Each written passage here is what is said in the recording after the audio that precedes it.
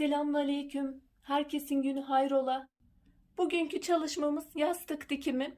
Fırfırlı yastık yapımını göstermeye çalışacağım. Ölçüleriyle başlıyoruz.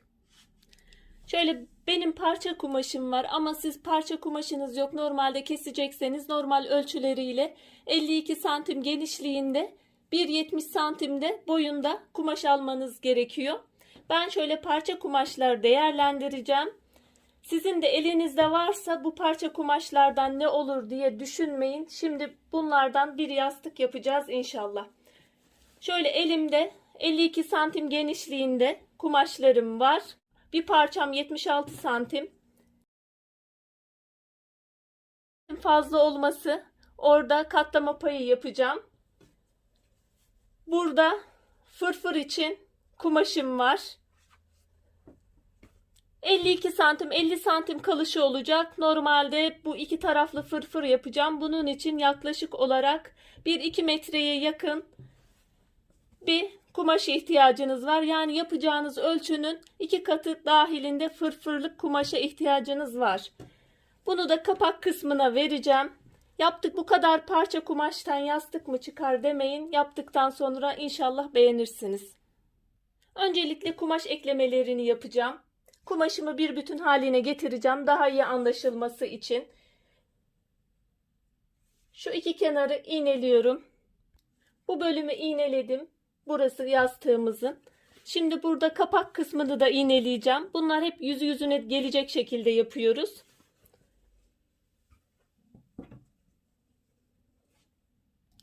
İğnelediğim bölümleri şimdi makinede dikiyorum. Kumaşımı bir bütün haline 1,70 ölçüsüne getirmiş olacağım. İğnelediğim bölümlerin dikişini ve ovarlığını gideceğim. Şimdi dikiyorum.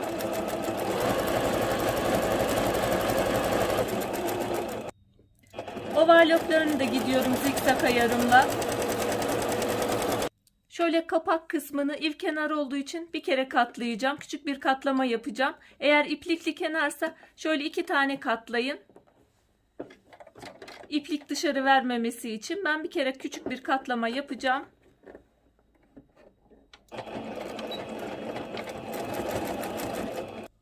Kumaşımın dikişlerini bitirdim. Bir bütün haline getirdim. Şimdi bu bölümleri ütüyle açacağım daha düzgün durması için. Şöyle kumaş eklemelerimi yaptım. Ütüde de düzelttim. Bu ters tarafından görünüşü. Burası arka kısım oluyor şuradan aşağı. Bu kapak bölümü de ekli. Ama hiç belli olmayacak. Şimdi burada arka bölümü normalde iki dikiş arasında 72 santim vardı. Kalışı 70 kaldı. Buranın da şu an 75 santim. 70 kalacak. Çünkü şuradan bir hazırlama payı yapacağız. 5-4 bir hazırlama yapacağız. Şöyle hazırlama kısmını da kısaca bir göstermek istiyorum. 5-4 hazırlama 5 santim alıp 4 santime bırakmak demek. Şöyle 5 santimden alıyorum ölçümü.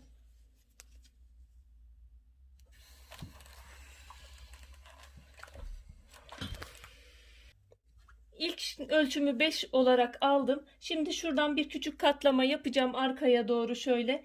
1 santimin arkaya doğru kıvırıyorum. 4 santim olarak bırakacağım.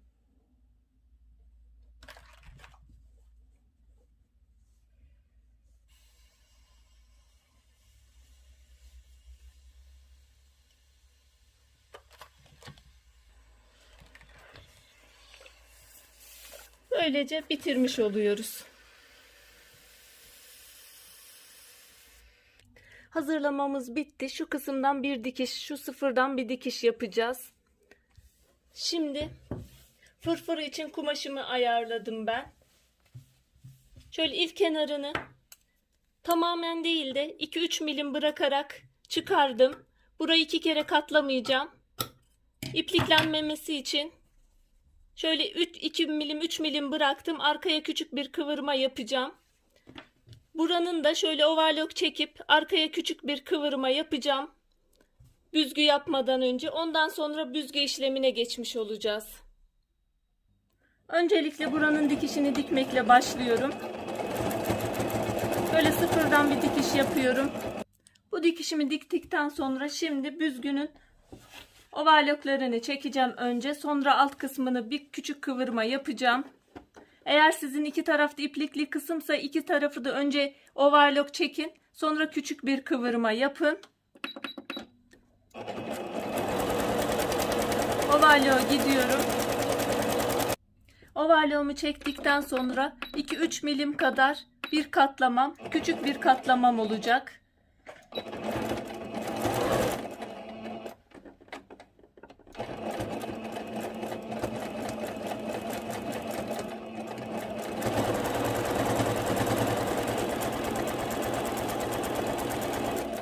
Şimdi buradan dikişlerini diktikten sonra şöyle makinede büzgü yapımını gösteriyorum. Tansiyon ayarımızı şurada tansiyon ayarı en yükseğe çıkarıyorum. 9'a aldım ben. Burada da adım sıklığımı ekranda çok bunun görünmüyor. Adım sıklığımı da en genişe alıyorum. Kendiliğinden büzgüyü gerçekleştirecek. Şöyle ipimi de uzun bıraktım. Büzgülerimi şöyle yaptım. Makinamda bitirdim. Şimdi bu büzgü eğer biraz sık değilse şöyle çekerek sıkılaştırabilirsiniz. Eğer büzgünüz çok sık, kumaşınıza yetmiyorsa şöyle hafif açarak genişletebilirsiniz. Benim burada ölçüm yastığımın ölçüsü kadar alacağım. Her iki taraflı yapacağım için normalde şöyle bana azıcık açmayla bu fırfır yetecek. 50 santimlik bir kumaş için 1 metre fırfır yapmak için kumaşa ihtiyaç var. Yani fırfıra 2 katı kumaş gidiyor. Şimdi bunu böyle yerleştireceğim. Bir de yastığın iki taraflı yapacağım için bu tarafına yerleştireceğim. Şöyle yerleştirmemi yastığımın şu katlama bölümünü baz alıyorum. Bununla bir yapıyorum. İsterseniz buradan da yapabilirsiniz. İstediğiniz şekli, görüntüyü verebilirsiniz. Ben iki uçta sıfırlıyorum. O diğer kısımda da aynı şekilde yapacağım. Şöyle iğneliyorum.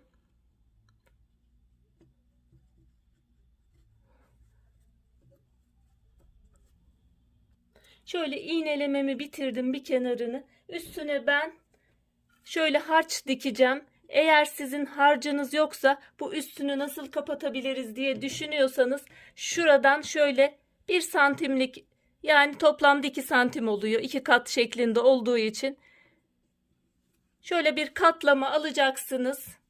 Şöyle gösteriyorum. Tekrar gösteriyorum. Şuradan birer santimlik, toplamda 2 santim oluyor. 2 katlı bir katlama alıyorsunuz. Buradan bir dikiş dikerek buranın görüntüsünü kapatıyorsunuz. İsterseniz herhangi bir harçla da kapatabilirsiniz. Güpür, pisto, artık elinizde ne varsa o şekilde de yapabilirsiniz. Ben bununla kapatacağım. O yüzden kumaşla tekrar üstünü kapatmıyorum. Diğer tarafı da aynı şekilde yaptım. Buraların ölçüsünü buradan zaten sıfırdan kalışını yapmıştım, katlama payının. Buradan da şuradan şuraya yastığımızın 70'lik bölümü. Şu bölüm yastığımızın kalış bölümü. Burayı benim zaten ekli olduğu için ek bölümü direkt bana çizgi oldu. Sizin direkt kumaşınızı bir bütün halinde alırsanız 70'lik bölümü ya ütüyle kat izi yapın ya da şuradan hafif bir çizin. Ona göre belirlersiniz ölçülerinizi yerleştirmeyi. Önce buraları makinede dikiyorum. Sonra harcımı dikip yastığımı dikip bitireceğim. İsterseniz harçla birlikte de dikebilirsiniz. Ben öyle dikeceğim. İkisini bir dikeceğim. 2 dikiş yapmayacağım tekrardan. Şöyle harcımı da yerleştiriyorum. Siz istediğiniz, size nasıl kolay oluyorsa o şekilde yapabilirsiniz.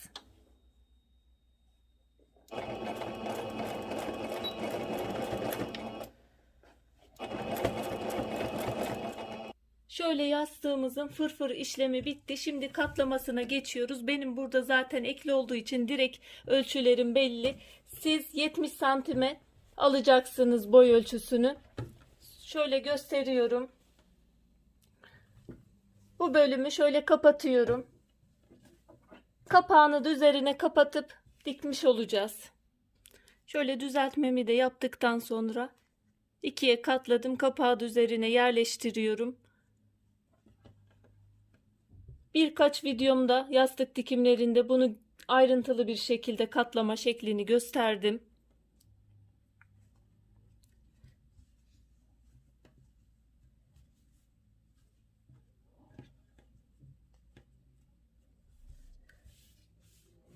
Şimdi şu iki kenarı dikiyoruz. Önce dikiyorum, sonra overlocklarını gideceğim. Yan dikişlerin overlock'unu da gidiyorum.